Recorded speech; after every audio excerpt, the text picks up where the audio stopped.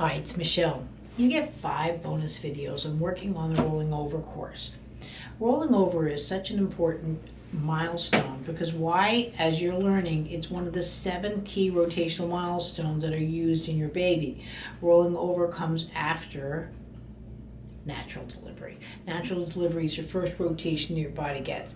Most likely your child's been successfully in tummy time and now you're rolling over, but at the same time, if they've gone too long, rolling over does a lot, first of all, for vision. So when you're working with your child in vision and rolling over, first of all, you have to see if they can cross a little bit of a visual milestone or if they can follow. We're going to be covering that. We're going to be covering about, again, that a little bit of sideline coming into rolling over, and then also how to use almost when they're rooting and going towards that movement.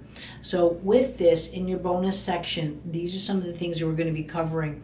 Pay attention to all the videos that I do, even if you don't feel it pertains to your child. There's different aspects in rolling over, but you'd be surprised how they can go in and out of something and how each video that I do will help your child and help you understand movement a little bit better.